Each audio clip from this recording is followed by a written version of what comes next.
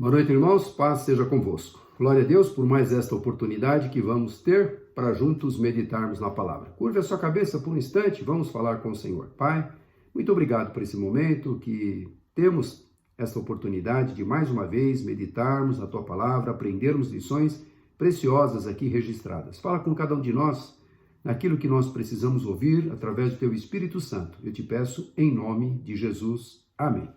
Glória a Deus. O tema que eu quero compartilhar com você hoje é transformando sonhos em realidade. Todos nós temos sonhos, todos nós temos algo que gostaríamos que se concretizasse na nossa vida. Todos nós projetamos coisas, às vezes um sonho de muitos anos está aí no papel e ainda não pôde, transformar-se em realidade. Mas qual é o sonho que você gostaria que transformasse em realidade? Talvez a compra de uma casa, talvez um casamento, talvez uma troca de emprego ou uma formação acadêmica. Qual é o sonho que ainda não se transformou em realidade? Vai pensando aí, né?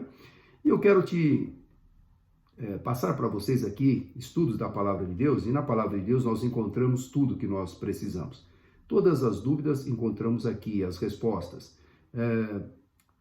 Momentos especiais que servos de Deus tiveram no passado, que registraram aqui, que nós podemos copiar, que podemos observar e que podemos colocar em prática. Nós vamos ver aqui a história muito conhecida de Neemias. Neemias era o copeiro do rei Artaxerxes, lá em Suzã, na Pérsia, e agora ele vai ter um sonho, que é o quê? É voltar para Jerusalém, muito distante de onde ele estava, e reconstruir os muros que estavam destruídos. Então, lembrando bem, a Babilônia já havia muitos anos atrás levado os judeus para a Babilônia como cativos, destruído o templo, levado todos os utensílios para o templo, ficaram 70 anos lá na Babilônia. Lembramos muito bem da história de Daniel e seus 3 amigos. Acabaram-se os 70 anos, entra em cena então os medos e persas que dominam a Babilônia. Então é nessa época aqui que Neemias, depois de mais de 70 anos que estavam escravizados pela Babilônia, agora os medos e persas estão dominando a Babilônia. E uma boa parte já dos judeus, já mais de 50, 70 anos atrás, já tinham voltado a primeira leva com Zorobabel. Saíram da Babilônia e regressaram para Jerusalém. E só que as coisas ainda em Jerusalém estão de uma forma caótica, demoraram muito para construir o templo, ficou paralisada a obra por 20 anos, agora depois vem Esdras e agora por último Neemias, quase 70 anos depois do regresso do povo judeu da Babilônia, com Zorobabel indo novamente para Jerusalém. E aí nós vamos ver esse ponto aí. Primeiro ponto que nós vamos mencionar para que o teu sonho se torne em realidade, tem que focar alguns passos. E o primeiro ponto aqui que eu gostaria até que você registrasse, até anotasse aí. Deseje muito este sonho e fixe a tua visão nele.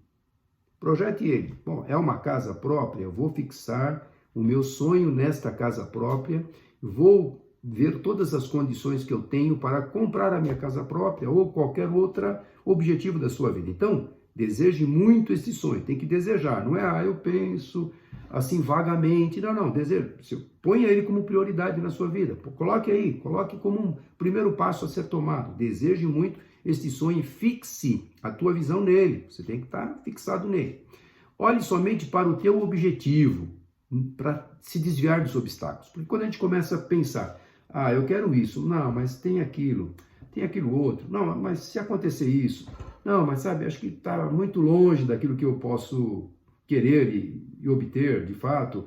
Então, você começa a olhar os obstáculos, e você tira, então, o foco do teu objetivo. Então, o primeiro passo é, deseje muito o teu sonho e coloque a tua visão nele. Então, não olhe para os obstáculos. Os obstáculos vão surgir a todo tempo, mas os obstáculos estão aí para serem vencidos e para que você cumpra o teu objetivo. Você não quer transformar o teu sonho em realidade? Estou te dando algumas dicas aqui, segundo a palavra que nós vamos aprender aqui. Então, com isso, os problemas vão perder as forças, porque, claro, problemas nós vamos imaginar todo o tempo. É claro que é importante analisar o contexto, analisar a situação, fazer um planejamento, que nós vamos falar aqui, mas fixe, coloque a tua visão no teu sonho, fixe ali o teu objetivo, marque, eu vou conquistar isso aqui. Então, Não dê foco aos problemas, às adversidades que certamente surgirão, mas elas surgirão e serão vencidas em nome de Jesus. Jesus não perdeu o foco, olha que coisa linda, né? Jesus não perdeu o foco por nós, nos amou tanto que morreu na cruz. Né? Ele teve lá aqueles momentos de luta, sabendo aquilo que iria e que estava lhe aguardando, que era aquele momento tão de angústia, de dor, de sofrimento, de martírio que ele teria, mas ele não tirou o foco. O meu foco é aqui, cumprir o desejo do meu Pai, é salvar a humanidade, é levar na cruz, cravar na cruz toda a célula contrária a nós, os nossos pecados foram ali cravados. Ele foi até as últimas consequências. E ele sabia o que iria acontecer. Ele, como Deus, sabia exatamente a dor que ele iria padecer, mas ele não tirou o foco do quê? Da salvação da tua vida e da minha vida também. Então, deseja muito o teu sonho? Fixa a tua visão nele. E aí nós vamos ver agora esse momento de Neemias, que é esse copeiro do rei Artaxerxes, lá em Suzã, na Pérsia, e ele vai estar muito longe, muito distante de Jerusalém, porém, ele vai ouvir notícias da sua cidade amada, Jerusalém. Então, qual é o teu sonho? Então, foque nele, persiga com persistência. Então, abra a palavra do Senhor lá em Neemias, capítulo 1, versículo 1 a 3. Todo o livro de Neemias é pequeno, você pode ler todo o contexto, toda a história detalhada. Aqui eu só vou pegar alguns pontos, a gente vai ser muito breve nessa explanação, mas eu recomendo a você, para, além desses pontos que eu vou passar para você, leia todo o livro. Você vai ver que preciosidade de instruções, né, dadas por Deus, que instruções preciosas são essas que estão no livro de Neemias e que servo precioso era esse. Então, Neemias 1, de 1 a 3, diz assim: Palavras de Neemias, filho de Acalias. No mês de Quisleu, no 20º ano, enquanto eu estava na cidade de Suzã, Anani, um dos meus irmãos, veio de Judá com alguns outros homens, e eu lhes perguntei acerca dos judeus que restaram, os sobreviventes do cativeiro, e também sobre Jerusalém. E eles me responderam: aqueles que sobreviveram ao cativeiro estão lá na província, passam por grande sofrimento e humilhação. O muro de Jerusalém foi derribado e as suas portas foram destruídas pelo fogo. Isso já se passava há muitos anos, desde o regresso da primeira leva com Zorobabel, que foi mais ou menos cerca de 50 mil judeus que saíram da Babilônia, voltaram para Jerusalém com a finalidade de construir o templo, lançaram mão dos alicerces, depois pararam a obra. Depois de 20 anos o templo ficou pronto, mas você viu aqui o relato da cidade. A cidade, eles estão em grande sofrimento, a cidade está ainda desolada e os muros caídos, as portas queimadas. Então, você pode imaginar, naquela época que havia muitas batalhas frontais, uma cidade sem muros, sem proteção, era vulnerável. Tudo que se conquistava dentro da cidade, tudo que se construía dentro de uma cidade, uma vez que ela não tinha muros, qualquer invasor poderia facilmente destruir e levar os despojos, matar os seus habitantes. Então, a notícia foi essa, né? Anani veio de lá, de Jerusalém, trouxe essas notícias para Neemias, que era o copeiro do rei. Olha, ele tinha uma função até confortável, ele vivia no palácio, o rei gostava dele, ele gostava do serviço que ele fazia, era um serviço cômodo para Neemias, mas ele estava preocupado com os seus irmãos lá em Jerusalém. Então, Neemias, só pegando aqui, ele teve notícias de Jerusalém com seus muros derrubados, teve um sonho, mudar essa situação, restaurar os muros e colocar as portas para proteger sua pátria natal. Seus pais viveram nessa cidade e ele tinha grandes recordações. Não é assim? Principalmente quando você muda de cidade ou muda de país, você quer saber notícias do país, notícias daquela cidade, quer saber o que está acontecendo, quer saber como estão as coisas. E, claro, hoje você tem internet, você tem a notícia que é divulgada totalmente na mesma hora, no mesmo instante, você tem essa informação, né? Você liga a televisão, você vê pela internet, você tem a informação rapidamente. Mas naquela época não existia isso. Então, tinham que vir pessoas daquele lugar para trazer notícias. E quando ele soube, né, a primeira coisa que ele colocou como objetivo, como meta, eu tenho que reconstruir esses muros. Eu posso reconstruir esses muros. Lá é a habitação dos sepulcros onde os meus pais estão sepultados. Eu morei lá, eu tenho amor por aquela cidade. E os muros estão caídos e as portas queimadas a fogo. Então, ele teve este projeto, este sonho de querer construir o muro. Poxa, será que ninguém lá na cidade poderia fazer isso? Ninguém lá na cidade de Jerusalém, que morava lá, que já tinha voltado da Babilônia, poderia ter esse sonho? A Bíblia fala que todo esse tempo os muros não foram reconstruídos e a cidade continuava vulnerável. E Neemias agora tem este sonho. Então ele vai traçar um objetivo para chegar a esse ponto de reconstruir o muro. Mas ele está muito distante. Ele é o empregado do rei, ele é uma pessoa de confiança. O copeiro provava a comida, provava o vinho antes que o rei comesse ou bebesse, porque era muito comum envenenar o rei, envenenar os nobres daquela época. Então, ele era o responsável. Então, o rei tinha total confiança nele, era uma pessoa de confiança, ele estava bem, mas ele sentia pela cidade, pelo amor que ele tinha pela cidade, onde seus pais estavam sepultados. Então, ele colocou este sonho. Segundo ponto, seu desejo deve estar em concordância com a vontade de Deus. É muito comum a gente querer uma coisa por nós mesmos. Eu quero isso, mas você orou apresentando esta causa no altar do Senhor? Quando a gente foca um projeto, foca um sonho, foca um objetivo, mas primeiramente nós temos que pegar esse objetivo. Eu tenho que ter um objetivo, eu tenho que ter um objetivo. Eu tenho esse objetivo? Tenho, tá. Agora eu vou apresentar esse objetivo no altar do Senhor. Eu tenho que estar em concordância, Deus tem que aprovar, porque não adianta nada eu tentar esse objetivo se Deus não aprovar, porque Deus conhece o nosso presente, conhece o nosso futuro, Ele sabe se aquilo será bom ou não para nós. E Neemias não perdeu tempo, ele vai orar. Ele teve essa informação da cidade destruída, os muros caídos, as portas queimadas, e já veio aquele sentimento de restaurar os muros. Este era o objetivo dele. Mas será que Deus iria aprovar? Então, o seu desejo, o seu objetivo deve estar sempre em concordância com a vontade de Deus, senão ele não vai prosperar. Nós não podemos lutar contra a vontade de Deus, e Deus sempre tem o melhor para nós, porque a vontade de Deus, nós sabemos, é boa, perfeita e agradável. Se o teu sonho, o teu objetivo estiver de acordo com a vontade de Deus, então ele vai te dar estratégias para que você consiga alcançar o seu objetivo. Então Neemias vai jejuar, ele vai orar, ele vai interceder pelo seu povo. Olha lá na sequência, Neemias 1, de 4 a 6. Ele continua aqui, ele fala assim: quando ouvi estas coisas, ou seja, do muro destruído, as portas queimadas, sentei-me e chorei. Passei dias lamentando-me, jejuando e orando ao Deus dos céus. Passou dias chorando, jejuando e orando, colocando o seu objetivo: Senhor, olha, a cidade onde eu morei, onde os meus pais estão sepultados, ela não pode ficar daquele jeito. Chorou, jejuou, orou, colocou no altar do Senhor. Versículo 5, então eu disse: Senhor Deus dos céus, Deus grande e temível, fiel à aliança e misericordioso com os que te amam e obedecem os teus mandamentos, que os teus ouvidos estejam atentos e os seus olhos estejam abertos para a oração que o teu servo está fazendo diante de ti, dia e noite. Dia e noite ele estava clamando, estava fazendo essa oração, estava apresentando aquela causa, estava colocando o seu objetivo, o seu propósito, o seu sonho diante do Senhor.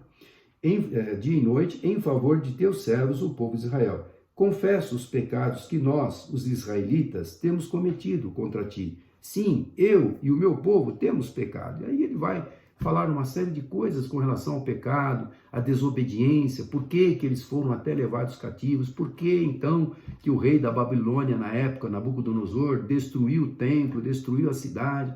Então, por causa do quê? De uma consequência de desobediência de um pecado.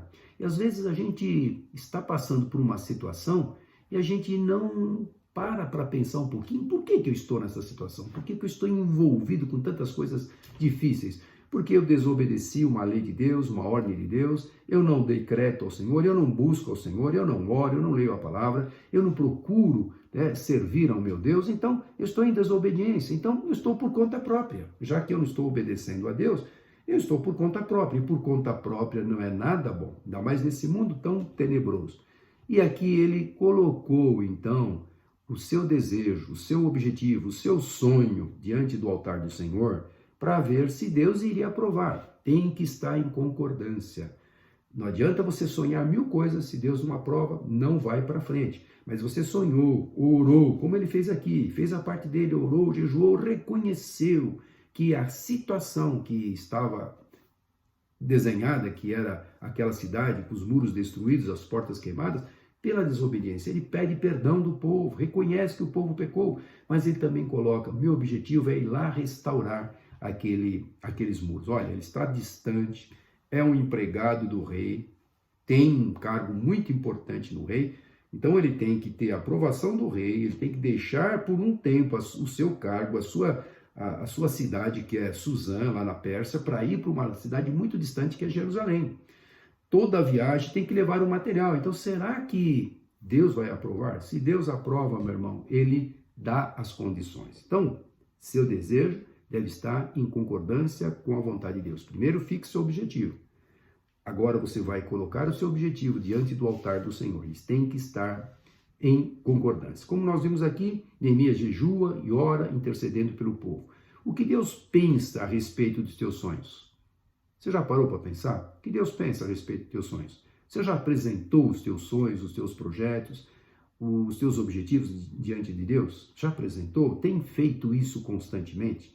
E o Senhor responde através da palavra, através de uma paz no coração, né? Você está lá com aquele sonho, aquela vontade de fazer uma determinada coisa, está agitado, e quando a gente ora, o Espírito Santo traz a paz, traz o consolo, traz o refrigério. Então, isso é uma das formas de saber que Deus ouviu e que ele vai estar operando, vai estar direcionando. Pode aprovar ou pode não aprovar, sempre para o nosso bem. Então, vamos entender isso. Então, coloque, tenha Deus como parceiro em tudo. Se Deus estiver nesta parceria dos teus sonhos, mas não tenha dúvida que você vai ser bem sucedido. Os planos de Deus não podem ser frustrados. Se o teu projeto, se o teu objetivo, se o teu sonho estiver de acordo, em concordância com a vontade de Deus, não vai ser frustrado, vai concordar. Mas como saber? Leia a palavra, ore, como ele fez aqui, orou, jejuou, ele chorou, se derramou perante o Senhor. É uma situação difícil, se derrame perante o Senhor. Eu orei uma vez, duas, não. Você viu que ele passou dias orando, jejuando, orando, apresentando aquela causa. Porque ele não se conformou de saber que a sua cidade estava vulnerável. Depois de tantos anos que eles já voltaram da Babilônia, ainda continua a cidade vulnerável. Eu preciso dar uma solução. Ele foi impulsionado para dar uma solução. E era um projeto muito bom, um projeto que iria beneficiar toda uma cidade. Então, tenha Deus como parceiro. Neemias sabia que seria impossível realizar o que desejava se Deus não fosse o seu parceiro. Era impossível, quase que impossível, que realizar algo de uma pessoa tão distante, sem os recursos, ainda dependendo da aprovação do rei, abrindo mão do seu cargo por um tempo, para ir fazer uma grande obra como essa. Deus tira recursos de onde não existe. Você guarda essa palavra. Deus tira recursos de onde não existe. Quando ele é teu parceiro, ele tira recursos, as coisas aparecem, as coisas se abrem, os obstáculos são deixados de lado, mas gaste tempo em oração, em jejum, em clamor, em súplica, sabendo, Senhor, eu quero isto, mas é da tua vontade, porque às vezes a gente é teimoso, a gente quer uma coisa, Deus mostra que não é bom, a gente quer, Deus mostra que não é bom, a gente quer, Deus mostra que não é bom. Ele não vai ser seu parceiro, muitas vezes ele permite você conseguir, mas ele sabe que aquilo não será bom para você, de tanto você querer, mas sem pedir a aprovação dele, sem estar em conformidade com a vontade de Deus, não entre nisso. Mude o sonho, e ele pode mudar o teu plano, mudar o teu projeto, mostrar coisas melhores para você. Então Deus tira recursos de onde não existe. Talvez um sonho de um casamento feliz e abençoado, Talvez está difícil casar aí, mas Deus ele tira recursos de onde não existe. Quantos testemunhos a gente ouve de como Deus abençoou aquela pessoa, facilitou as coisas, abriu portas, e Deus faz dessa forma, ele faz tantas coisas que a gente nem imagina, Então tem que ter a aprovação de Deus, senão não dá para a gente dar sequência, a compra de uma casa própria, aí vai, Tantos negócios que a gente quer fazer, tantas coisas que nós precisamos conquistar, talvez um emprego, uma promoção, salvação da família, transformação da família através de mudança de vida, tudo isso tem que ser, são objetivos. Acho que o melhor objetivo que nós podemos traçar é a salvação da nossa família, isso deve ser prioridade. E, claro, bens materiais, Deus quer também te dar e te conceder, desde que estejam estes teus objetivos em concordância com a vontade de Deus. Terceiro ponto, né? Então, traça o teu objetivo, foque nele, não olha os problemas, as diversidades, né? As dificuldades que certamente surgirão. Tenha o teu objetivo em concordância com a vontade de Deus. E para isso precisa de jejuar, orar, buscar a face dele e também ouvir do Senhor a resposta. E ele traz paz no coração. E aí vem o planejamento, né? Planejar é estabelecer um caminho pelo qual você vai chegar ao seu alvo. Tem que planejar, tem etapas. Como é que eu vou chegar lá? O que eu vou fazer? Que mão de obra eu vou ter, né? E qual matéria-prima eu vou utilizar, no caso aqui de Neemias, ele tinha que pensar tudo isso, ele tinha que fazer um planejamento, não adianta, o rei me libera para ir para lá, eu chego lá e o que eu faço? Eu tenho que ter um planejamento, um pré-planejamento para chegar lá, para poder executar, porque você vai ver mais para frente, ele tem um prazo, o rei pediu um prazo para ele, olha, você vai, mas você tem que falar quando você vai voltar. Então, dentro desse prazo, né, talvez você esteja aí fazendo um curso, tem um prazo para você concluir esse curso, talvez você tenha um prazo para cumprir metas na tua empresa, e se você não cumprir essas metas, talvez o teu objetivo de ter um ganho a mais, né, um prêmio, talvez não seja, não vai ser conquistado. Então, tudo isso é bom planejar. Como eu consigo isso? Então, veja, Deus planejou a criação do universo. Se Deus planejou a criação do universo, e quando a gente olha lá em Gênesis, né, cada dia na sua ordem, né, apareça a luz, e a luz apareceu. Depois ele separou as águas de cima, que são as nuvens, e as águas de baixo. Depois apareça a porção seca. Depois ele criou no quarto dia sol, a lua, as estrelas, esse universo infinito. E ele chama cada estrela pelo seu nome. Ele planejou no quinto dia, né? Ele povoou os mares com essa riqueza maravilhosa, que são os peixes e todo ser vivo nos mares, né? E também as aves do céu, os passarinhos, todas as aves que são coisas maravilhosas, o canto dos pássaros. Depois, no sexto dia, ele criou o homem, a sua imagem e semelhança, os animais terrestres, os répteis e toda a besta fera. Tudo planejado. E no sétimo dia ele descansou. Se Deus, sendo Deus, que pelo poder da palavra as coisas aconteceram, ele planejou, quanto mais nós, meu irmão. Ele quer que haja planejamento. Planejamento faz parte, sim, da nossa vida.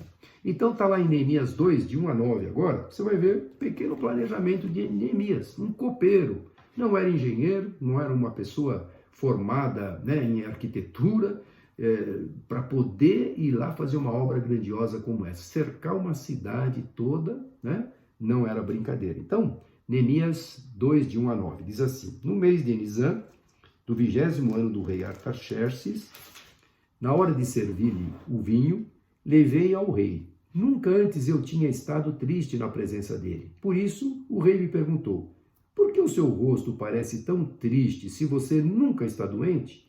Essa tristeza só pode ser de coração.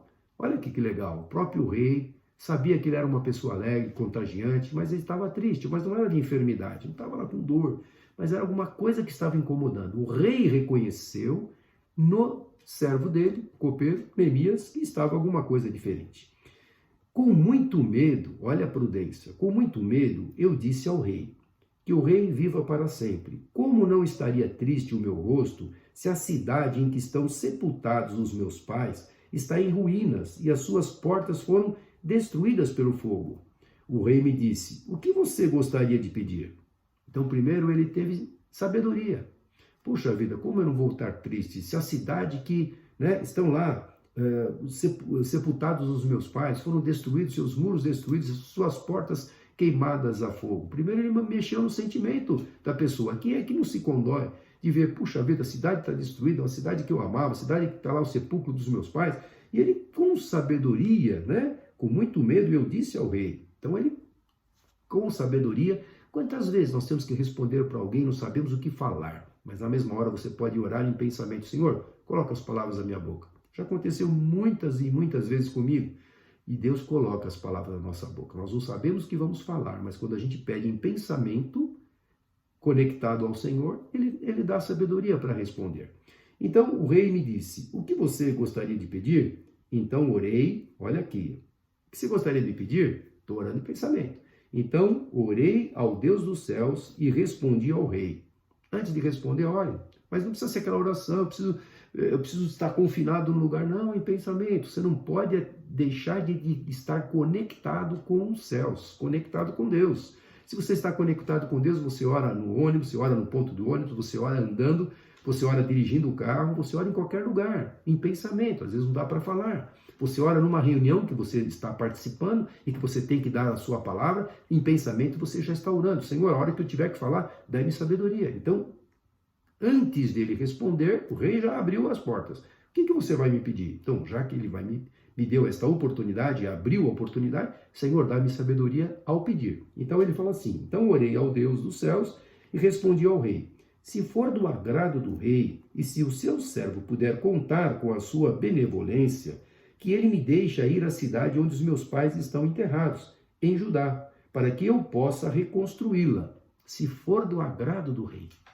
Ele continua, então o rei, estando presente a rainha, sentada ao seu lado, perguntou-me, quanto tempo levará a viagem?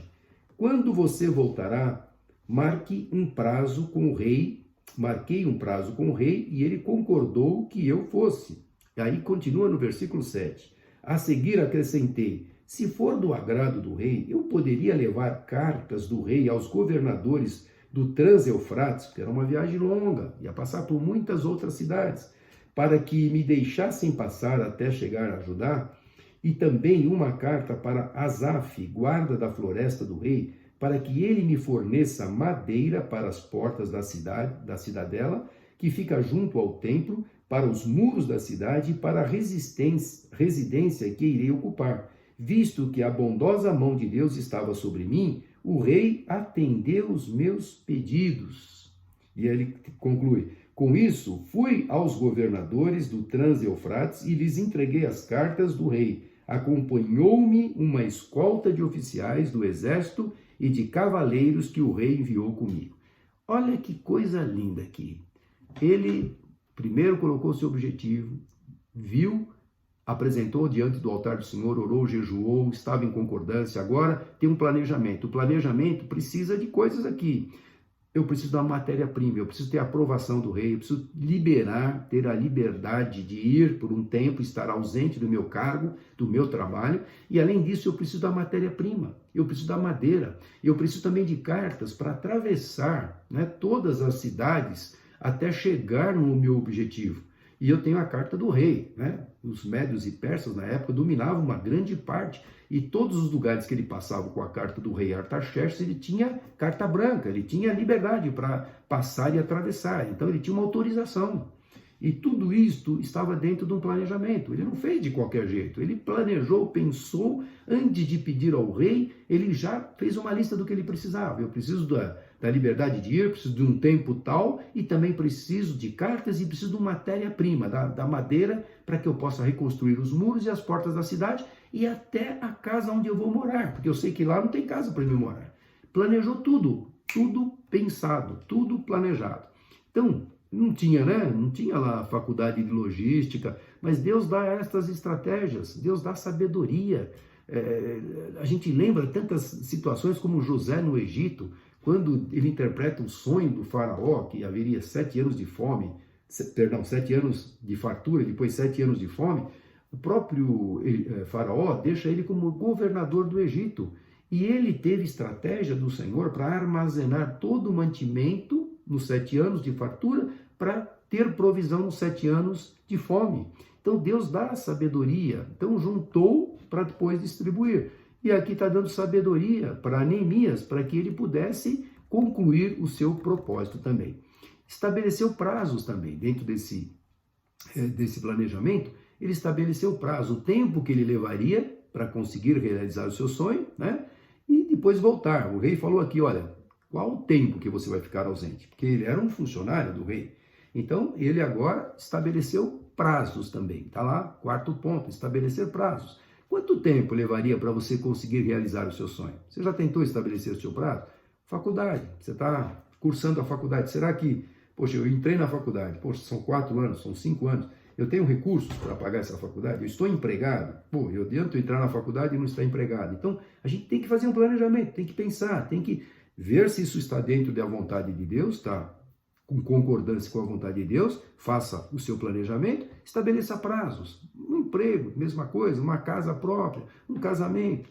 Ah, comecei a namorar hoje, gosto muito dele ou dela, já vou me casar. Não, tem que montar planejamento, tem que saber onde eu vou morar, eu tenho que mobiliar essa casa, eu tenho que estar empregado porque eu tenho que bancar agora uma família. Então, tudo isso é um planejamento, estabelecer prazos. Às vezes eu tenho que adiar determinada atitude para que amanhã depois eu não venha, né, dar com a cara na parede, porque, poxa, eu pensei, casei, agora eu não tenho como pagar um aluguel ou pagar um financiamento de uma casa. Então, tudo isto tem que ter prazos estabelecidos. Dentro do planejamento, esse prazo tem que estar lá. Você tem que cumprir. Deus nos mostra dentro da sua palavra como fazer passos importantes para a gente fazer. Agora também é ilusão querer grandes resultados em pouco tempo, né? Como um regime. Eu sou, peso 200 quilos e eu quero emagrecer 100 quilos em um mês. Não dá, tem que ter prazo, tem que ter, né? Não adianta estabelecer uma meta impossível de cumprir, né? Tem que estar... Jesus estabeleceu, olha, 3 anos de prazo para preparar os seus discípulos, não é? 30 anos ele ficou ausente aqui, né? Só vemos Jesus no nascimento, depois ele sendo circuncidado ao 8º dia, sendo apresentado no templo, depois aos 12 anos também lá, discutindo com os senhores da lei, e depois somente aos 30 anos, onde ele vai começar a exercer o seu ministério. E ele planejou um prazo, estabeleceu um prazo de 3 anos para preparar aqueles 12 apóstolos que dariam sequência ao seu ministério. Então estabeleça prazos, tem que fazer isso. E aí, Neemias 2, 17 a 18, Neemias vai motivar os judeus lá em Jerusalém. Ele chega então com a comitiva, chega com o material, e agora ele tem que reconstruir aquele muro. Ele não levou a mão de obra, ele levou o material. Agora a mão de obra ele vai utilizar aonde? Lá mesmo, em Jerusalém. Lá mesmo, os próprios moradores da cidade. É uma cidade que tem que ser cercada, os muros têm que ser cercados. E eu não estou falando aqui nem dos opositores, os que moram lá, né? Tobias e tudo mais, que se levantou contra eles para tentar impedir. Todos esses obstáculos, ele focou no seu objetivo. Você vai ver isso aqui agora. Então ele teve que motivar as pessoas que estavam lá, porque já estavam lá há muitos anos e ninguém teve a ideia de reconstruir, mas ele, com a ideia, com o objetivo, com a aprovação de Deus, com jejum, com oração, com a aprovação do rei também, chegou lá. E agora ele tem que motivar as pessoas. Muitas vezes nós precisamos motivar as pessoas que vão fazer parte dos nossos sonhos, dos nossos objetivos. Eu dependo dela. Às vezes a família tem que estar motivada por um único propósito. Poxa, a gente quer comprar nossa casa própria, vamos economizar, vamos apertar o cinto aqui, apertar o cinto ali, deixar de gastar mais do que nós podemos, deixar de fazer algumas viagens que estavam planejadas em prol de um objetivo maior. Então tem que mobilizar a família, tem que motivar todos num objetivo único para conquistar. Então isso tudo a Bíblia nos ensina. Olha que coisa linda. Então Neemias 2, 17 a 18, você vai ver aqui uma coisa linda. Neemias 2, 17 a 18. Então eu lhes disse, vejam a situação terrível em que estamos. Ele falando para os judeus lá, os judeus que estão lá. Ele olhou, chegou, pegou seu cavalo, andou em toda a volta da cidade, viu os muros caídos, as portas destruídas, e agora ele vai conversar, não abriu a boca com ninguém, primeiro ele guardou no seu coração, e agora ele vai expor o seu objetivo, o seu propósito, a sua função para distribuir, melhor dizendo, o trabalho para cada um deles. Então eu lhes disse, vejam a situação terrível em que estamos. Jerusalém está em ruínas e suas portas foram destruídas pelo fogo. Venham, vamos reconstruir os muros de Jerusalém, para que não fiquemos mais nessa situação humilhante. Uma cidade sem muros é humilhante. Ah, você conhece aquela cidade? Ih, aquela cidade está vulnerável, aquela cidade não tem valor nenhum. Então era humilhante para uma cidade não ter os seus muros, a sua proteção. Também lhes contei como Deus tinha sido bondoso comigo e o que o rei me tinha dito. Eles responderam, sim, vamos começar a reconstrução, e se encheram de coragem para a realização desse bom projeto.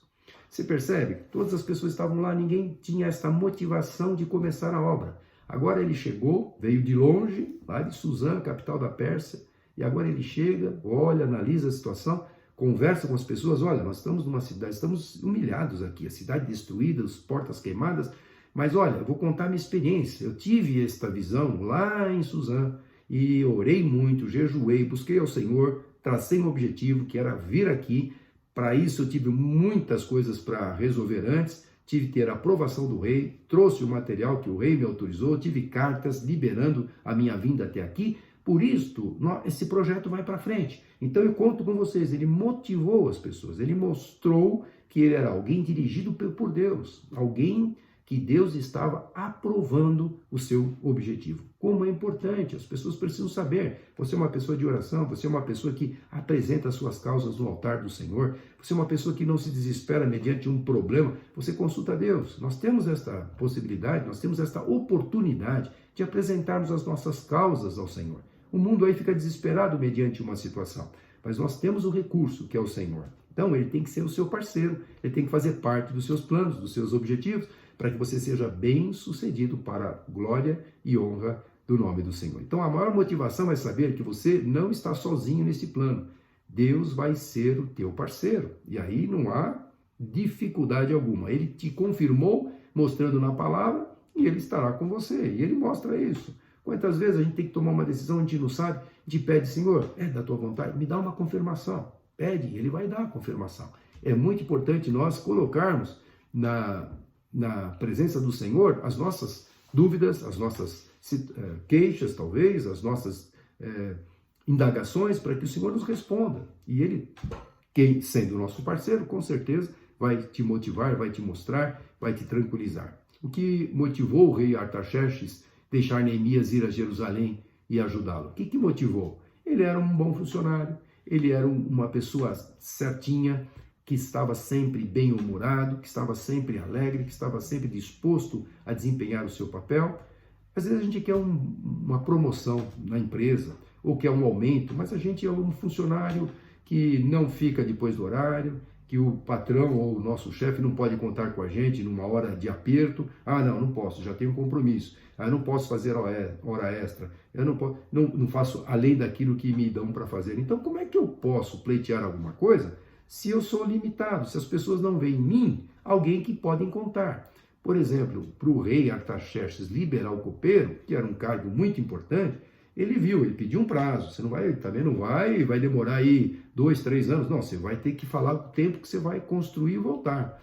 Mas eu te libero, porque você merece. Você é alguém que está triste. Não é de dor, né? Mas é a dor da alma, a dor do coração, tristeza. Então o rei viu, o próprio rei consentiu na saída dele. Então olha como que Deus também usa as pessoas para aprovar o nosso projeto. Ele era uma pessoa que não era um judeu, não era uma pessoa temente a Deus, até onde nós entendemos aqui, mas era uma pessoa que respeitava a posição de um copeiro, que era um serviçal dele, que temia um Deus verdadeiro. Olha a importância do nosso testemunho onde nós estamos agindo, dentro da nossa família.